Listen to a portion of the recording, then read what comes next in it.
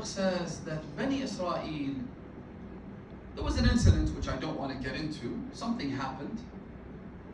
And because of that, Allah decreed that the children of Israel will have to suffer for 400 years.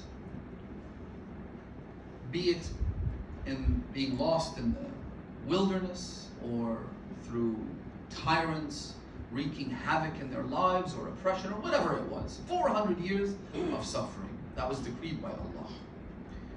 So the Imam says, فَلَمَّا طَالَ عَلَى بَنِي إِسْرَائِيلَ الْعَذَابِ, but they couldn't handle all the pain and misery. Right?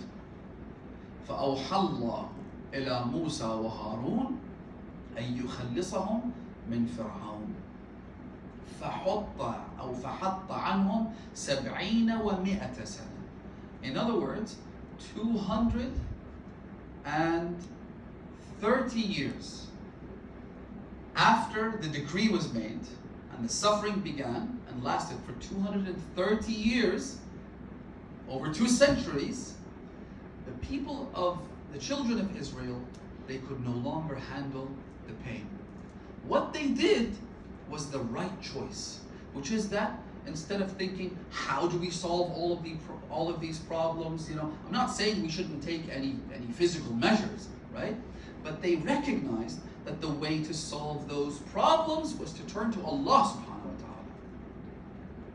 ta'ala. Protesting and screaming and running for office and raising money and doing all these things, I'm not saying that they shouldn't happen. But ultimately, where does the solution lie? Where is the key? The key is to appeal to Allah subhanahu wa ta'ala. Truly, genuinely, sincerely. فَتَضَرَّعُوا إِلَى اللَّهِ تَعَالَى. 230 years, right?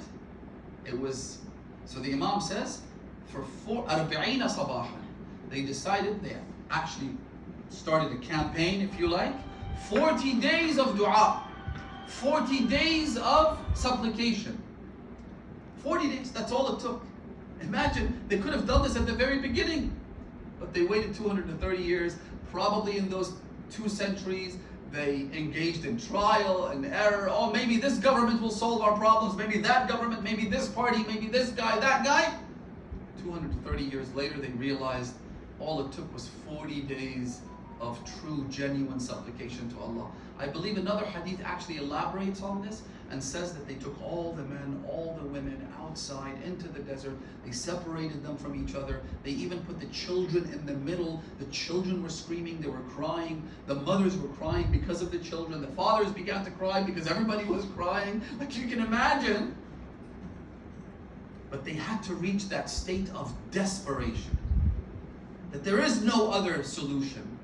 At least no sustainable solution, no real solution at the root, except through appealing to Allah subhanahu wa ta'ala 40 days in a row. In other words, imagine you do this for 1 day, 2 days, 30 days. After a week, a lot of people might give up and say, it's been 2 centuries and we've been doing this for a week, it's not going to happen. But no, desperation, persistence, sincerity. Imam Sadiq alayhi salam says on the 40th day, they saw Harun and Musa. Allah sent them. فَحَطَّ اللَّهُ تَعَالَى, Allah cut short the 400-year sentence by 170 years. Then the Imam says this, وَهَكَذَا أَنْتُمْ. This applies to you. I mean, as if it wasn't clear enough. He says, you are the same.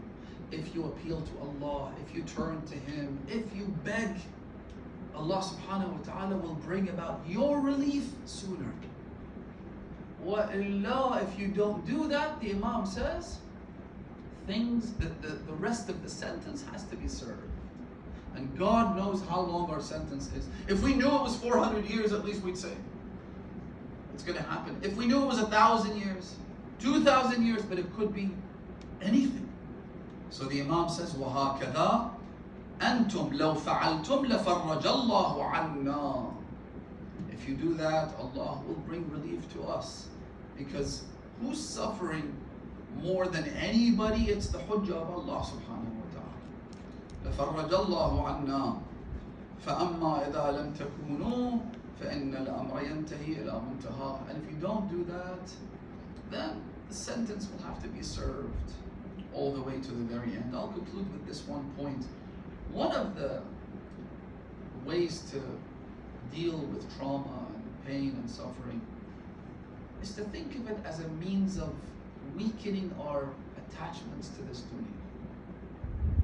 Really, at the core of suffering, the idea is for me not to get too attached.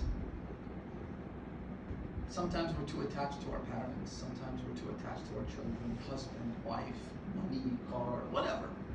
So Allah subhanahu wa ta'ala takes them, right, one by one, so that the attachments are weakened, and the moment of death, when it approaches, we have no attachments anymore. Our death becomes a lot more comfortable, and we embrace it, we anticipate it, we wait for it.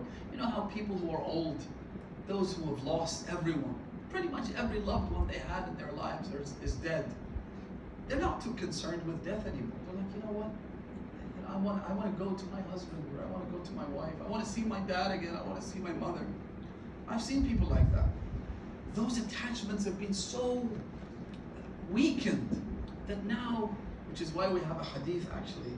I said this to a very, very good friend of mine who died of cancer. And I had the misfortune of spending about 2 weeks with him before his death. The pain he was going through was just unimaginable. And I said this to him.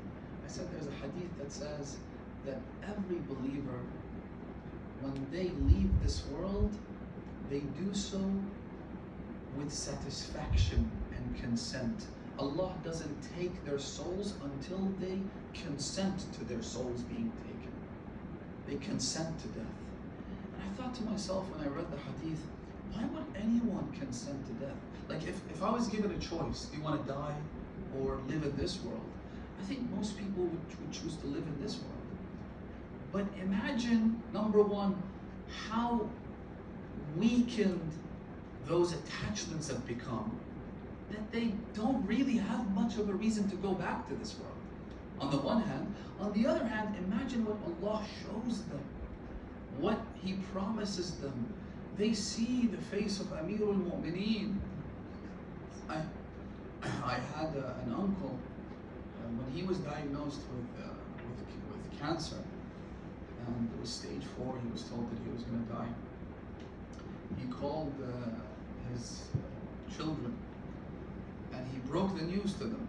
And with every single phone call that he made, there would be screaming and crying and weeping and sobbing, like his kids, his daughters, you can imagine. So every time one of his daughters cried, he would tell her, why are you crying? I've lived my whole life, the last 72 years, waiting for this moment when I get to see the Mawla Amirul Mu'mineen. I yearn for Amirul Mu'mineen. And the Imam himself said to Harith al-Hamdani, I talked about him a couple of nights ago in the Majlis, Harith al-Hamdani, the one who came to Amirul Mu'mineen, and he was feeble and sick and whatnot. The Imam said to him, Ya Hara Hamdan, man yamut yarani. When you die, you will see me. So my uncle was saying to his children, I've been waiting for this moment my whole life. Every time I visited the shrine of Amirul Mu'mineen, he was a poet.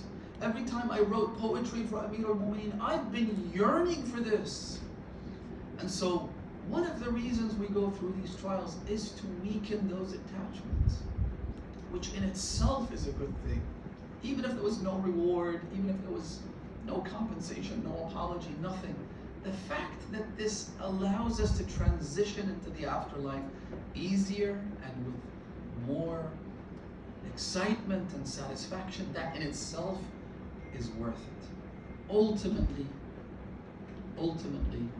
a trial is what? A test.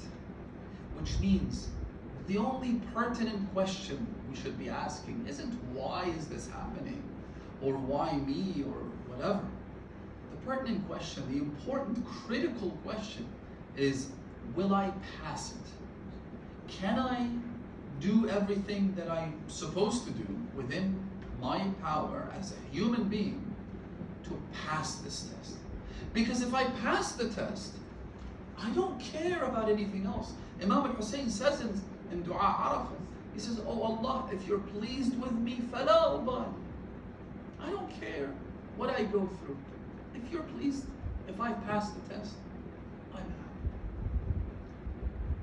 May Allah bless you all.